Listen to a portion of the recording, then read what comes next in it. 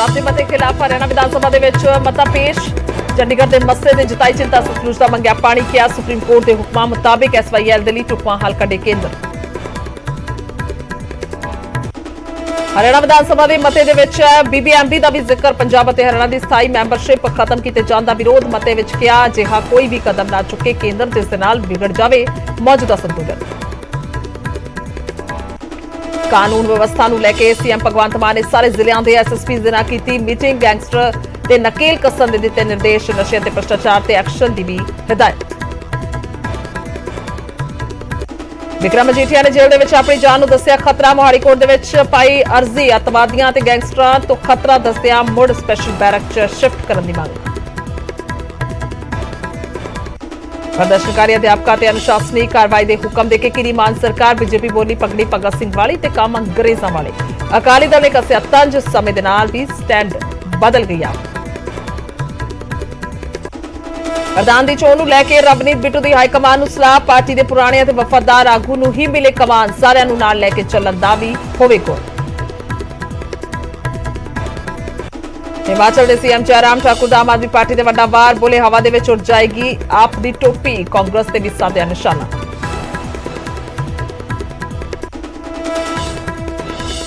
New York के 70 साला बजुर्ग सिख ते हमला, गुरुद्वारे वाल जा रहे निर्मल सिंह के नक ते मारिया मुक्का, भारत ने की निखेधी, स्थानक प्रशासन के संपर्क में भारतीय राजदूत। बठिंडा के भीड़ बस्ती तालाब इलाके के खुलेआम विक रहा नशा, वीडियो भी आई सामने। बठिंडा के नशे करके 2 हफ्तियां च 9 नौजवानों की गई है जान।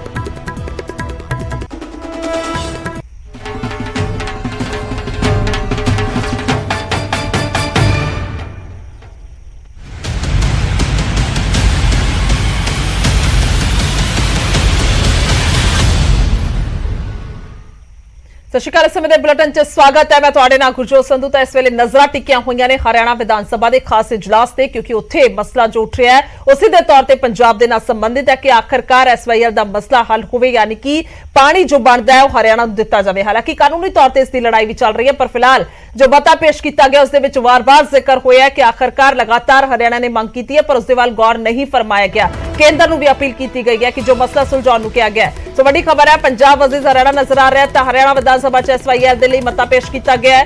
सीएम मनोहर लाल ने पेश किया मता और पंजाब तो अपने हक दा पानी मंगया। चंडीगढ़ ते पंजाब के मते ते भी चिंता जाहिर की है, जो थोड़े दिन पहला पाया गया सी और उसका बकायदा जिक्र किया गया कि अप्रैल में जो मता पास किया गया उससे असीं चिंता जाहिर करते हैं। तो केंद्र को ढुकवां हल कढ़न की भी अपील की गई है।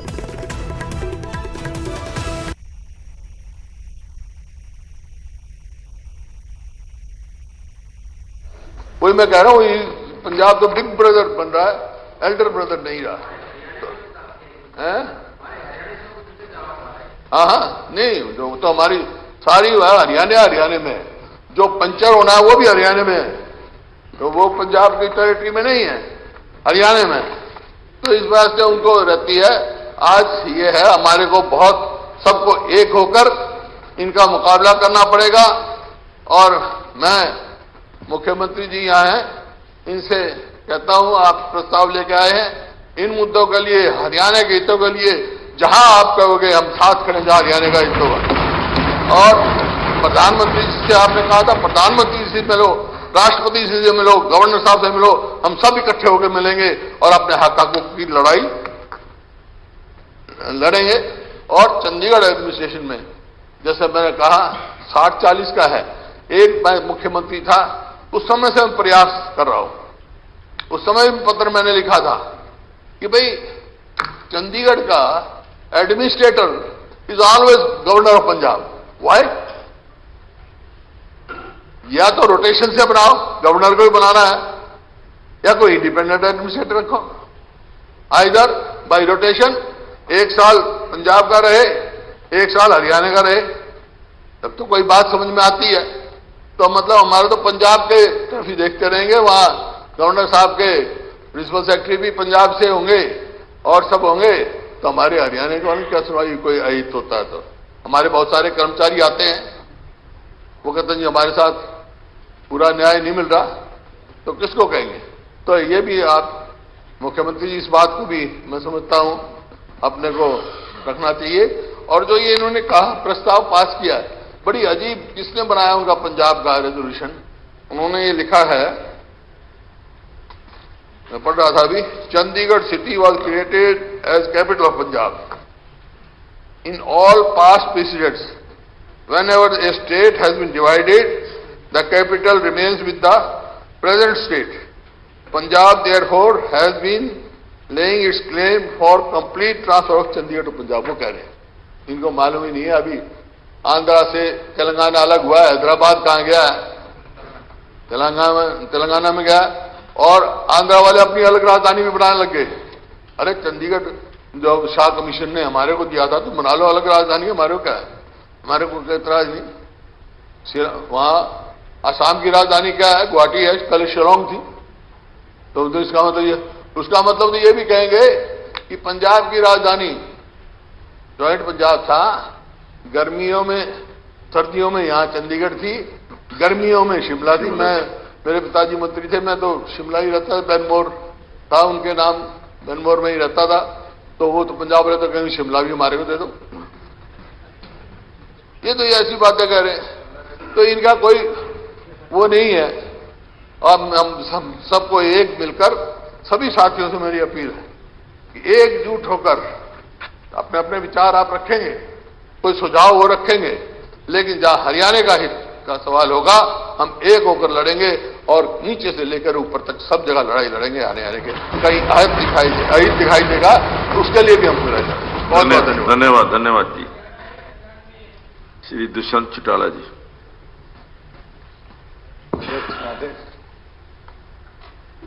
जो रेजोल्यूशन माननीय मुख्यमंत्री ने पंजाब विधानसभा द्वारा पारित एक रेजोल्यूशन के उपरांत रखा है, मैं उसका पूरी तौर पर समर्थन रखता हूं और इतना ही कहना चाहूंगा कि चंडीगढ़ हरियाणा प्रदेश की राजधानी है ही और रहेगी, और हरियाणा अपने क्षेत्र को जिस तरीके से पूर्व में अलग कमीशंस, ट्रीटीज के माध्यम से हरियाणा के क्षेत्रफल के बारे में चर्चा करी गई, उसको भी केंद्र के साथ मजबूती से आगे ले जाने का काम है। अध्यक्ष महोदय, शाह कमीशन जो 1966 23 अप्रैल को उनकी गठन हुआ था, उसके उपरांत भी जो खरड़ का क्षेत्रफल है, मोहाली का क्षेत्रफल है, ये रिकमेंड किया गया था कि ये भी चंडीगढ़ के साथ हरियाणा का हिस्सा बनाया जाए, और उसको उस समय केंद्र सरकार ने मान्य नहीं किया, अलग विषय है। मगर आज जो रेजोल्यूशन हरियाणा सरकार लेकर आई है, उसके प्रति हम केंद्र से भी इसके ऊपर गंभीरता के साथ चर्चा करेंगे कि उस कमीशन की रिपोर्ट को भी केंद्र जरूर विचाराधीन लाकर उसके ऊपर कदम उठाने का काम करे। मैं तो इतना कहना चाहूंगा कि जहां हमारा हिस्सेदारी 60-40 की आज कैपिटल के अंदर जितने भी ऑफिसर्स डेपुटेशन पे जाते थे, निरंतर उसको भी कम किया जा रहा है, और ये हमारी जिम्मेवारी भी बनती है कि हम इसको टेकअप करें कि वापस हमारी हिस्सेदारी के अंदर जितने ऑफिसर डेप्यूटेड थे उस नंबर्स को इसी प्रकार से यूनियन टेरिटरी जो हमारी राजधानी भी है इसके अंदर स्टेबलाइज किया जाए। बीबीएमबी के अंदर जिस प्रकार से केंद्र ने पिछले दिनों एक बदलाव लाने का काम किया, उसके अंदर हरियाणा सरकार गंभीर है और हम अपने अधिकार को पूरी तौर पर पहले की तरह स्टेबलाइज करने पे लगे हुए भी हैं, और आने वाले समय में केंद्र के साथ चर्चा कर वापस उसको रीसेंटर करने का भी काम करें। एक विषय में जरूर लाना चाहूंगा, जैसे आपने पिछले दिनों इस विधानसभा परिसर की बात करी, आज इस विधानसभा परिसर के अंदर 60-40 प्रोपोर्शन में डिवीजन नहीं है। आज भी शायद लगभग 30-32% के आसपास हरियाणा के पास, 27% के आसपास हरियाणा के पास हिस्सा है, और बैलेंस जो है पंजाब के पास। हम तो केंद्र से ये मांग भी करें और आपने भी इसको रखा है कि हमें जमीन दी जाए कि हम अपना विधानसभा परिसर पूरी तौर पर इंडिपेंडेंट बनाए। उसी प्रकार से माननीय मुख्यमंत्री ने भी रेजोल्यूशन में रखा है कि आज हमारा जो हाई कोर्ट है इसका गठन तो बहुत पहले हुआ, डिवीजन के बाद इसकी प्रपोर्शन रखी हुई थी 2/3 पंजाब के हिस्से में और 1/3 हरियाणा के हिस्से, और बड़ी लंबी जद्दोजहद के बाद इसको रिवाइज किया गया और स्टेट प्रपोर्शन डिवीजन के हिसाब से 40% हरियाणा की हिस्सेदारी रखी गई और 60% पंजाब को दिया। पर माननीय अध्यक्ष महोदय, आज देखने की चीज है कि उस हाईकोर्ट के अंदर भी कितनी पैरिटी है कि आज टॉप 14 जजेस उठाकर देखें तो पहले 13 जजेस या तो पंजाब के हैं या फिर दूसरे प्रांतों से आए हुए। 14वें नंबर पर जो जज है वो हमारे प्रदेश से आए। आज हरियाणा प्रदेश की जो केस फाइलिंग्स है हरियाणा पंजाब हाई कोर्ट के अंदर, उसकी मात्रा आज के दिन भी 55% के लगभग। और अब समय आ चुका कि हम इसको भी केंद्र के साथ, इस रेजोल्यूशन के साथ टेकअप करें, या तो केंद्र हमें नया सेपरेट हाईकोर्ट बनाने के लिए लैंड एलोकेट करने का काम करे, नहीं तो आज जो केस फाइलिंग है उसके आधार पर हरियाणा और पंजाब हाई कोर्ट के अंदर हरियाणा की हिस्सेदारी कम से कम 50% रखने का काम करे, जिससे जो लोअर जुडिशरी से प्रमोट होकर जजेस आ जाते हैं सेशन कोर्ट में, उसके अंदर भी हरियाणा पंजाब की हिस्सेदारी को बढ़ाने का काम है। उसी प्रकार से पंजाब यूनिवर्सिटी एक हमारा अहम हिस्सा है इस यूनियन टेरिटरी का। एक समय पर हरियाणा की हिस्सेदारी उसके अंदर भी 40% होती। कोई वाकया हुआ और आज मुझे लगता है हमारी जिम्मेवारी बनती है कि हम दोबारा उस 60-40 प्रपोर्शन को पंजाब यूनिवर्सिटी के अंदर भी रीइंस्टेट करवाने का काम करें, जिससे हमारे प्रोफेसर्स को जगह मिलेगी, हमारे बच्चों को वहां पर स्पॉट्स मिलेगी कि वो अपनी एजुकेशन को पूरी तौर पर परस्यू करें। अध्यक्ष महोदय, मैं एक चीज जरूर कहना चाहूंगा कि आज एक यूनियन टेरिटरी में प्रतिबंध था और केंद्र सरकार का मैं आभार भी प्रकट करूंगा कि उसका लाभ हरियाणा को मिला कि यहां पर पंजाबी भाषा जो थी ग्रुप सी-डी जॉब्स के लिए मैंडेटरी थी, जिसमें हरियाणा के बच्चे रोजगार लेने से वंचित रह जाते थे। पिछले दिनों केंद्र ने जब इसको सेंट्रल एक्ट में लाने का काम किया है, उससे ये फायदा हुआ कि जो हिंदी भाषी क्षेत्र के बच्चे थे, खासतौर पर जो हरियाणा के बच्चे वंचित रह जाते थे, आज उसको उसका लाभ पूरी तौर पर यहां पर मिलने का काम होगा, करना पड़ेगा जी। और हम ये करेंगे भाई उसको अमेंड करें सर्विस रूल को। अभी नहीं, अभी तो पंजाबी है जो चंडीगढ़ का एम्प्लॉय है उसके लिए कंपलसरी है, central government has to amend it. अध्यक्ष महोदय, मैंने नेता प्रतिपक्ष को जरूर बताना चाहूंगा कि केंद्र सरकार ने उसको स्वीकृत कर लिया है और आज के बाद जितनी भी रोजगार, आपको कॉपी भिजवा देंगे। मैं एक चीज जरूर कहना चाहूंगा कि हमारे तो प्रदेश में एक कहावत भी है कि अगर 1 मीटर पानी भी कम हो जाए तो हम जेड़ी चक लेते हैं, और आज तो ये बात हमारी राजधानी की कर रहे हैं। और हमारी प्राथमिकता है जिस लड़ाई के लिए निरंतर हम लड़ते आ रहे हैं सतलुज यमुना लिंक के लिए, उसको भी पूरी तौर पर केंद्र सरकार जल्द, जिस तरह के पहले आदेश माननीय सुप्रीम कोर्ट के हुए थे, चाहे चौधरी देवीलाल जी जब इस देश के उप प्रधानमंत्री थे उस समय बीआरओ के माध्यम से, बॉर्डर रोड ऑर्गेनाइजेशन के माध्यम से उसका निर्माण शुरू कराया था। अब केंद्र सरकार सुप्रीम कोर्ट के और प्रेसिडेंशियल रेफरेंस के जो आदेश है उसके अनुसार इसका भी काम जल्द से जल्द शुरू कराकर, जो पंजाब ने जो 3000 कुछ एकड़ जमीन अपने एक्ट के माध्यम से वापस देने का काम किया था, उसको दोबारा टेकअप करके उसकी कंस्ट्रक्शन को भी आगे ले जाने का काम कर। मैं माननीय मुख्यमंत्री द्वारा जो आज रेजोल्यूशन लाया गया है उसका पूर्ण तौर पर समर्थन करता हूं और आपके माध्यम से केंद्र से यही आग्रह करता हूं कि जल्द से जल्द ये जो समस्याएं हमारे इस यूनियन टेरिटरी के डिवीजन के अंदर निरंतर आती रही है, इसको इमीडिएटली टेकअप कर रिजॉल्व करवाने का काम केंद्र। डॉक्टर रघुवीर Singh Kadian ji. Thank you speaker sir.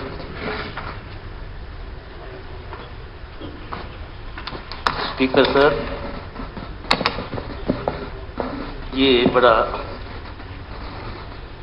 गंभीर मसला जो प्रदेश के हितों के प्रति आज जो ऑफिशियल रिजोल्यूशन समझ में आया है,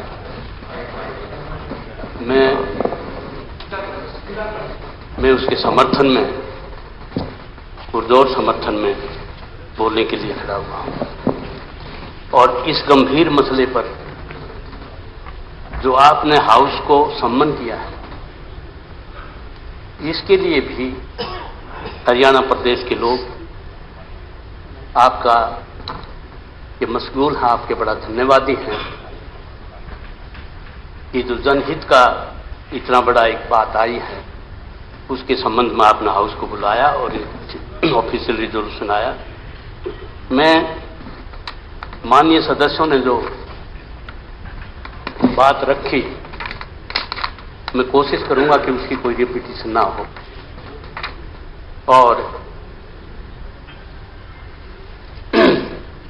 अब स्पीकर सर, जैसे मसले आए हैं कि भाई हिंदी भाषी क्षेत्रों का, कैपिटल का और SYL के पानी, इसमें बहुत जैसे डिटेल में आया कि बहुत ट्रिब्यूनल आए, बहुत कमीशन आए, बहुत आंदोलन हुए, बहुत संघर्ष हुए, कई सरकारें इन मुद्दों पर गई, कई सरकारें इन मुद्दों पर आई। लेकिन आज पूरा प्रदेश इस बात को देख रहा है कि भाई एक घटना घटी, उसमें जो हाउस आज बैठा है हमारा, वो इस बात को लेकर किस दिशा में जाएगा। तो इसमें जैसा सदन के हमारे विपक्ष के नेता ने बताया कि भाई इसमें हमने सबने मिलकर अपने राजनीतिक स्वार्थों से ऊपर उठकर और इनके लिए हमने कितनी भी बड़ी कुर्बानी देनी पड़ी, तो हमने पीछे नहीं हटना चाहिए। ये सब पार्टियों का जो है, हम जो है ये इस बात का तो एक शपथ पत्र की तरह से हम जो है एक आश्वासन देते हैं मुख्यमंत्री जी।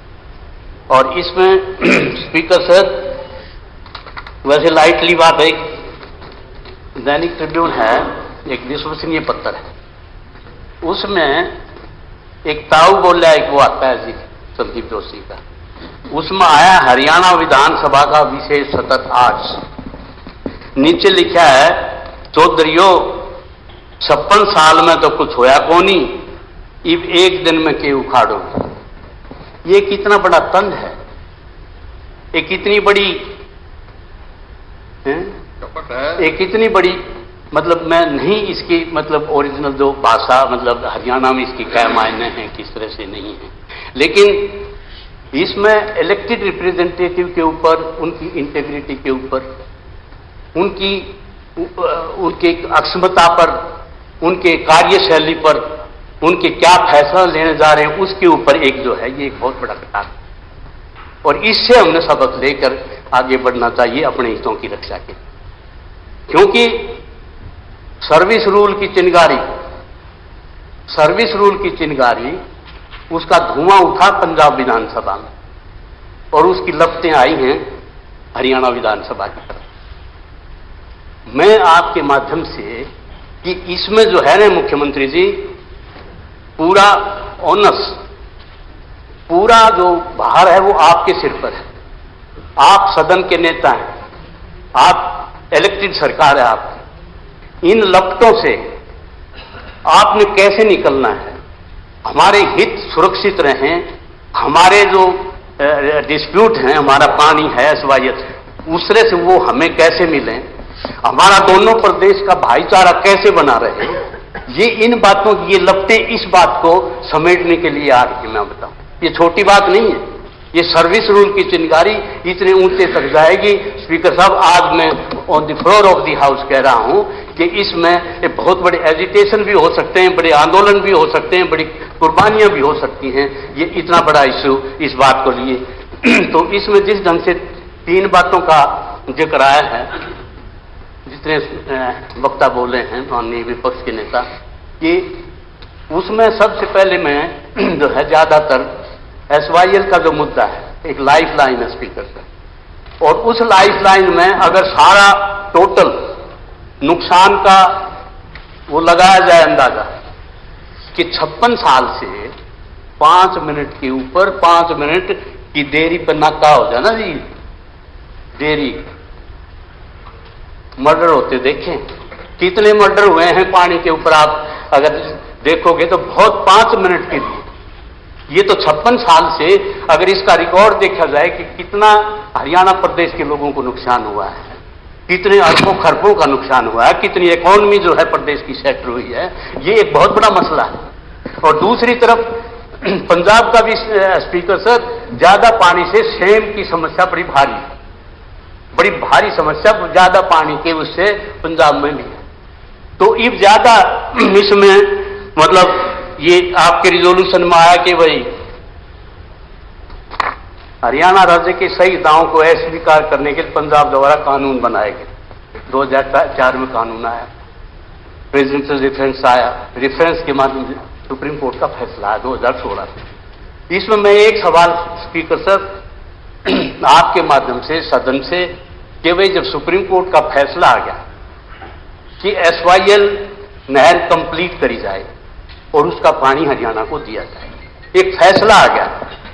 जब 2 पार्टियों का डिस्प्यूट है, अगर फैसला आ गया और वो लागू नहीं होता तो ये कॉन्टेम्प्ट नहीं बना क्या सुप्रीम कोर्ट जो है इस बात का संज्ञान, हम आपके माध्यम से सदन की तरफ से सुप्रीम कोर्ट तक भी ये कानों तक ये आवाज जानी चाहिए कि वो इस बात का संज्ञान ले कि मेरा फैसला लागू क्यों नहीं हुआ, क्या हालात थे, क्या मजबूरियां थी, कौन है इस देश के कस्टोडियन, कौन है इस संविधान के निर्माता, कौन है इस संविधान के रक्षक संरक्षक।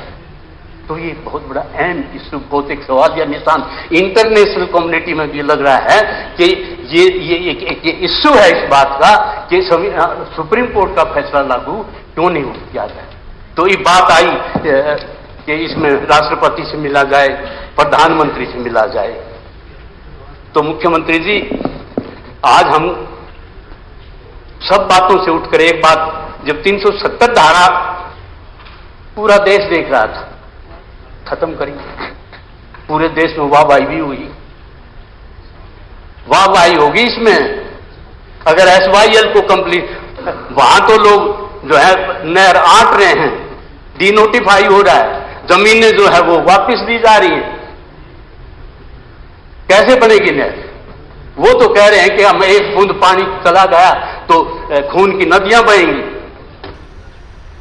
तो ये बात बड़ी क्लैरिटी के साथ बड़ी, क्योंकि आज सदन के सारी पार्टियों के लोग चुने हुए नुमाइंदे हैं और एक ऐसा वक्त है कि आखिरी लड़ाई लड़नी पड़ेगी, आर पार की लड़ाई लड़नी पड़ेगी।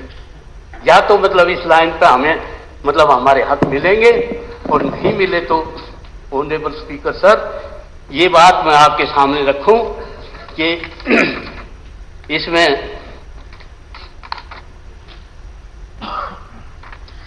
क्योंकि आज किसान आंदोलन के तहत दोनों प्रदेशों का भाईचारा बढ़ा था और उसमें आपने एक संघर्ष की बिगुल बजाई थी। रूलिंग पार्टी ने ट्रैक्टर यात्रा निकाली गई थी, ट्रैक्टर यात्रा निकाली थी जी।